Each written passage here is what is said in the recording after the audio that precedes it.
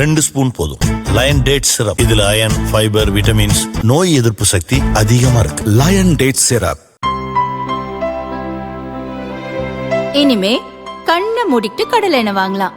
ஏன்னா மந்த்ரா கடலை எண்ணெய் இதயத்தின் தயாரிப்பு. வறுக்க, பொரிக்க, ஏன் எல்லா சமையலுக்கும் மந்த்ரா தான். மந்த்ரா கடலை எண்ணெய், அபார ருசி, ஆரோக்கியமான உடல் நலம்.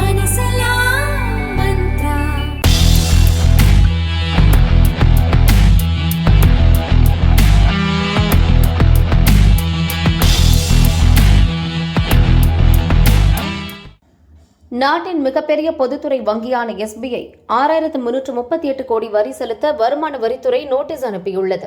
இதுகுறித்து பங்கு சந்தையிடம் அவ்வங்கி தெரிவித்ததாவது: 2023-24 நிதியாண்டில் குறைவாக வரி செலுத்தி இருப்பதாக கூறி 6337 கோடியே 52 லட்சம் ரூபாய் வட்டியுடன் சேர்த்து செலுத்த வருமான வரித்துறை நோட்டீஸ் அனுப்பியுள்ளது. மார்ச் 19ஆம் தேதியிடப்பட்ட அந்த நோட்டீஸ் வருமான வரி சட்டத்தின் 3 பிரிவுகளின் கீழ் அனுப்பப்பட்டுள்ளது. இந்த வரி விதிப்பு தொடர்பாக மேல்முறையீட்டு அதிகாரிகளிடம் முறையிட திட்டமிட்டுள்ளோம். ஏற்கனவே சில ஆண்டுகளாக இதுபோன்ற வரி தொடர்பான விவகாரங்களில் சட்ட போராட்டங்களை நடத்தி வருகிறோம். வருமான வரித்துறை அனுப்பியுள்ள இந்த நோட்டீஸ் எங்கள் வணிக நடவடிக்கையில் எந்த பாதிப்பையும் ஏற்படுத்தாது என வங்கி தெரிவித்துள்ளது.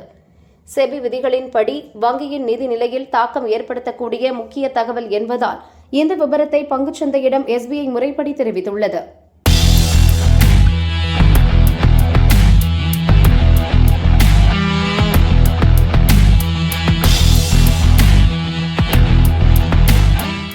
தமிழகத்தில் மொத்தம் 40,15,000 பதிவு செய்த சிறு குறு நடுத்தர நிறுவனங்கள் உள்ளன.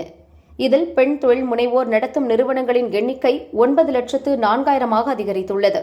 நாட்டில் பெண் தொழில் முனைவோர் நடத்தும் நிறுவனங்களின் எண்ணிக்கை 10,24,000 மகாராஷ்டிரா முதலிடத்திலும் தமிழகம் 2வது இடத்திலும் உள்ளன. வாகன உதிரி பாகங்கள், எலக்ட்ரானிக்ஸ், ஜவுளி உள்ளிட்ட பல பொருட்களை இந்த நிறுவனங்கள் உற்பத்தி செய்கின்றன. ஊதியம் இணையதளத்தில் பதிவு செய்த இந்த நிறுவனங்களுக்கு மானியத்துடன் கூடிய கடன் திட்டங்களில் மத்திய, மாநில அரசுகள் முன்னுரிமை அளிக்கின்றன.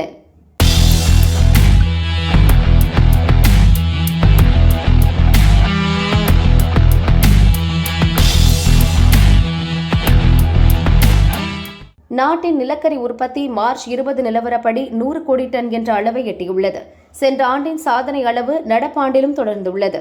நிலக்கரி துறையில் நீடித்த மற்றும் கூட்டு முயற்சியின் விளைவாக இந்த மைல்கல் எட்டப்பட்டுள்ளது. எரிசக்தி துறையில் தன்னிறைவை அடைவது, முக்கிய துறைகளுக்கு தடையின்றி எரிபொருள் வழங்குவது ஆகியவற்றை இது அடிக்கோடிட்டு காட்டுகிறது. நாட்டின் பொருளாதார வளர்ச்சி பாதைக்கு இது வலு சேர்க்கும் என மத்திய நிலக்கரி அமைச்சகம் கூறியுள்ளது.